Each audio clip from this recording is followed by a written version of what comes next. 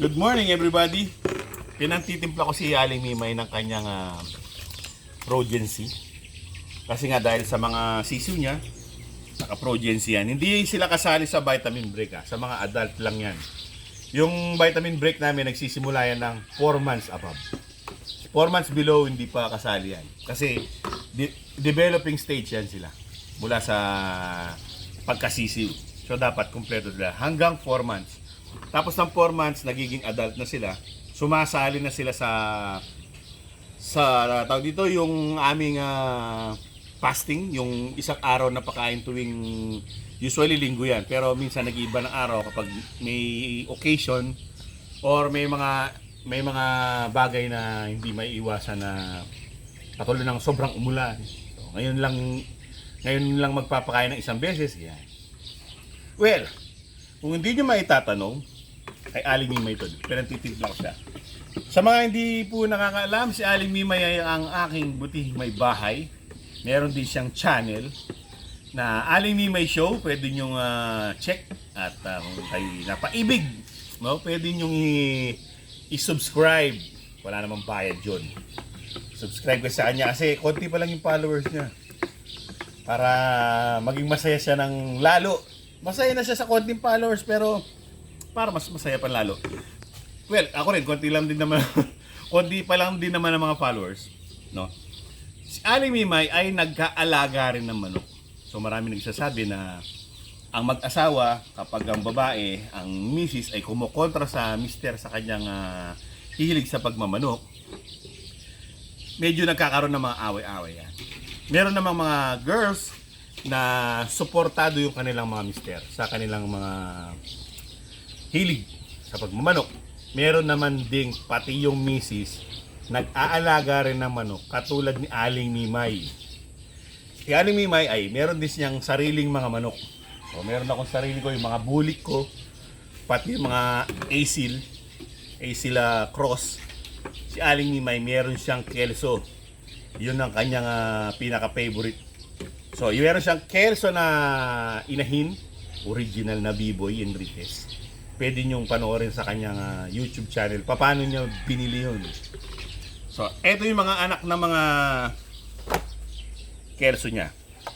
Meron siyang, 3 lang yung kanyang napasibol ngayon. Kasi nga, dahil sa off-season naman So, sabi ko, wag ka munang magpabongga ng sa breeding season ka. So, ano ka lang muna, parang learn muna. Sige, pwede ka mag-set ng isang beses para meron ka lang maaalagaan na off-season para malaman mo kung gaano kahirap yung pag-aalaga ng sisiw kapag tag-ulan. Ako kasi yung pinaka nagtuturo sa kanya anong gagawin niya. First time niya mag-alaga ng mga ganyang klaseng manok. Dati, sanay naman siya nag-aalaga ng mga native, cobra, Rhode Island, ganun. So yung mga yon, star din sa sakit. Hindi sila maselan. Tsaka sa pagkain, hindi sila maselan.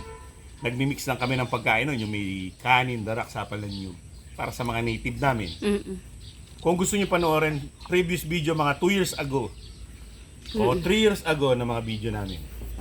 Pero sa ngayon, siyempre yung mga manok na ganyan, kelso, o mga bulik namin, special ang attention sa mga yan kasi masasakitin sila. Sensitive. Lalo na kapag sisiw dahil nga sa siguro yan ang talagang nila, nature nila talaga yan. So kailangan laging tutok sa pag-aalaga. So sabi ko kay Aling May, sige, mag-set ka ng isang set mo para magkaroon ka ng sisiw, malaman mo kung gaano kahirap at gaano ka troublesome ang pag-aalaga ng maulan ng panahon. Meron siya. Pero dahil sa tulong ng Progency, no? Ang lusog kahit tag-ulan. Pero hindi pa naman talaga totally ulan. Masusubukan natin yan. Ngayon, pupuntahan natin.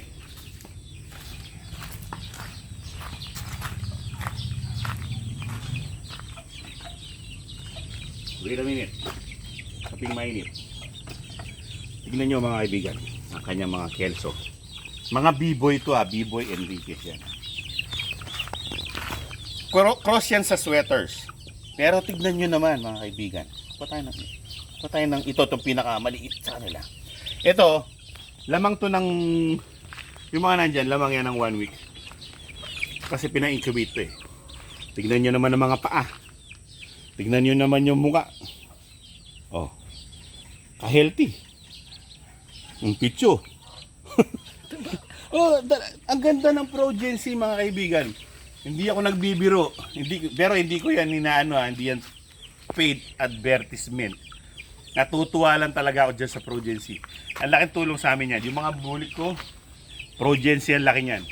Pero naka-discover niyan si Aling Nimay.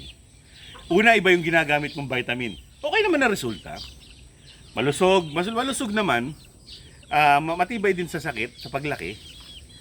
Pero umattend si Aling Nimay ng parang seminar sa isang event sa may Kabanatuan na speaker si Sir Bibo Enriquez. Kaya siya na-hook dyan sa mga Kelso. May Progency doon na pinaliwanag.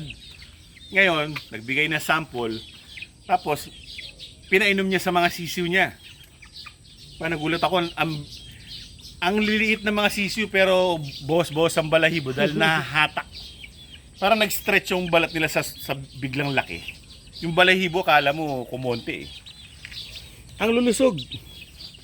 Ito yung mga, kailan ba to? 1 month and 1 week, no? 1 month and 1 week. Kala mo pa 2 months, oh. Pero ito, 1 month and 2 weeks na to. Kasi dahil wala mo 2 months na eh. Ito, malaki to. Mas malaki. Halika rito. Tapos maamo yung mga manok niya dahil sa lagi niyang hinahawakan. Oh. Ang popogi. Matindi. Lahat lalaki. Lahat ng mga sisiw niya lalaki. Pati yung mga sisiw niya dun sa anak ng bulik niya. Meron din siya. Ayan. Ito may inahin. Ito yung mga bulik ko. Mga bunsong bulik yan. Yan. Imagine. Laking Progency yan. Ang lalapad ng katawan. Tandang pa lang. Ganda ng kulay ng paa. Yellow. Naging yellow ang paa, no? Yes. Ayos, oh, di ba? Well, yan ang epekto ng Progency. Ako hindi ko pa nasubukan ngayon ko pa lang nasubukan yung Progency last breeding season ng mga sisiw. Hindi ko pa yan sila nasubukan ng mga sisiw na tag-ulan. Yung mga ganito kalalaki. Kasi nga dahil malalaki ng mga bulik ko eh. Lumaki yan na tamang season eh. Breeding season yan. Ngayon, tinakasan ako. bibigyan ko na ng pagkain para makakain na sila. Maganang kumain mga sisiw niya. Dahil din diyan sa Progency. Maganang kumain. Umiyak na si Batman.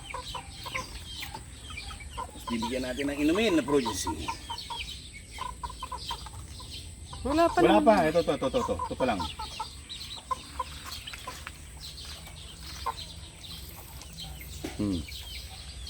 Uhaw. Lagi uhaw. Sa dilaw. Di ba, orange pala to. Si Batman pakain mo na, gagalit na. At meron din naman ako dito. Si Batman. Andito. Ang aking asil.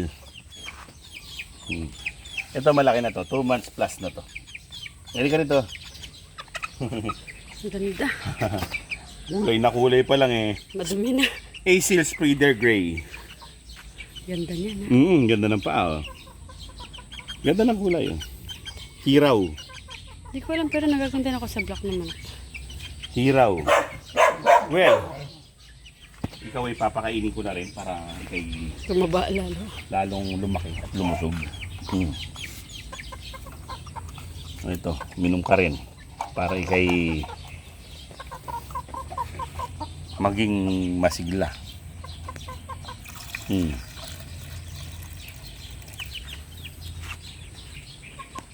So ayan. Siyempre, magtatampo yung mga bulik, no? Asikasuhin ko na rin. Kaagad. Yan ang mga paggising ko ng umaga, nandun na sa may gate yan, sa may pinto na. Nag-aabang na. Yan ang mga bunso. So ibibigay ko lang to.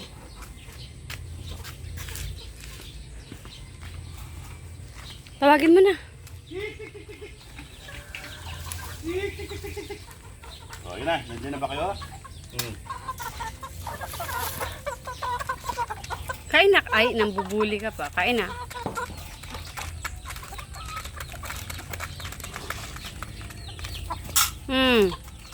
Sinong bully dyan? Ay, ni malagul. Straight comb?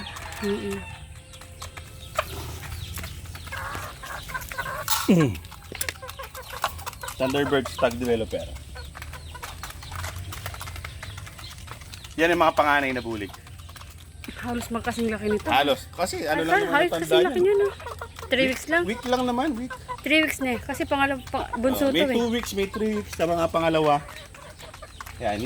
Yung pangalawang bulik, panganay, pangalawa, ito bunso, nandun sila sa harap eh. Iba yung lugar nila. Pawis ko, no? Yes, sir. Oh, para kasi umulan tapos umaraw. Sumisingaw ngayon yung basa ng lupa. Nagka-create ng humid. Kaya mainit. Well, balik tayo doon sa masilong. Well, nandito na tayo sa malilim, no? Kaya kumulimlim naman pagkatapos mo. Tapos mga bilad. Sa bilaran. Pagka silong, kukulimlim, o, di ba? O, yan, no? Hindi kinakaya ng aking matubig na body ang init, no? Meron pa nga palang shoutout. Aaron De Guzman, shoutout sa'yo. Jericho Rampas, Alan Po, Rolando Velasquez, shoutout sa inyo dyan. Sana kayo nag-enjoy sa panonood sa amin. Pa-invite sila, subscribe sa akin. At syempre mga kaibigan, sa lahat po ng nanonood, mga giliw na manonood, mga kaibigan, pa-subscribe naman daw ng Aling Nimay Show para ganado sa pagbibideo sa atin si Aling Nimay kasi siya yung video girl eh. Tsaka, nga pala, nagre-request si kaibigang Mark Ray Baldos ng mga gamot na basic na lagi naming ginagamit or yung mga gamot na parang dapat meron ka niyan. Hindi ka nawawalan yan sa pag-aalaga. On vitamins. Mga basic ba? Basic. Well, promise, next episode. Mga kaibigan. So, tapos na ako mag-introduce ng mga dapat i-introduce at magpakain ng mga bunsong bulik hanggang sa susunod na episode. Maraming salamat sa inyong panonood. Alam! Paalam! Yung mga gusto magpa-shoutout, comment lang kayo.